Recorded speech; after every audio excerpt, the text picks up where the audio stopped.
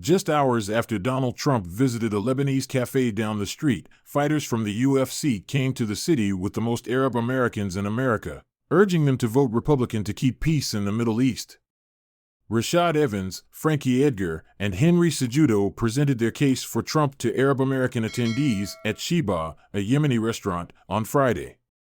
According to Ali Al-Jami, the 19-year-old host of the event whose family owns the restaurant and is of Yemeni descent, Dearborn's large Muslim population regards these fighters as heroes. They absolutely love the UFC. They admire them. They are heroes to them. We had a lot of people, most of them come out for that reason why. That's the reason that they're here, he said. The invite-only event tied into a months-long attempt by Trump campaign officials to woo Arab Americans and Muslims upset with the Biden-Harris administration's handling of the Israel-Hamas war. Former ambassador to Germany and Michigan native Richard Grinnell, who's been at the center of this effort, told the crowd, "We must have someone who does the hard work of digging in, meeting, listening, and demanding peace. A strong leader like Donald Trump." And by the way, let's be very clear, Donald Trump handed Joe Biden and Kamala Harris literally world peace. No war in Europe, no war in the Middle East. Grinnell declined an interview but told the Post via text message the following day, Trump already delivered peace and Arab-Israeli peace agreements, despite his lack of specifics regarding how a Trump administration would end the war. Jews, Arabs, and Muslims all want the killings and terrorism to stop. Kamala doesn't even mention the massive conflict that is getting worse. She is unable to put an end to it. Edgar, a prominent former UFC fighter, stated to the audience that he could more easily relate to their day-to-day struggles than the typical athlete. "I detest those celebrity instructional videos. However, we are not famous in Hollywood." Edgar, a native of New Jersey, declared, "We are blue-collar fighters.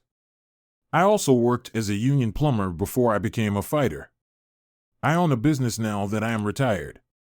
I love my family. My children attend school. We share a number of concerns, and I am personally concerned about these. Consequently, I will vote for Donald Trump."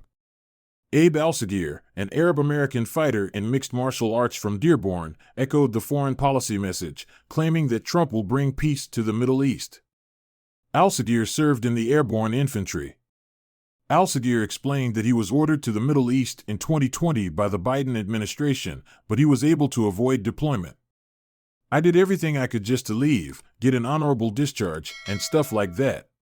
He stated, "I ended up leaving and started fighting. There were no directives or other similar actions when Trump was not in office.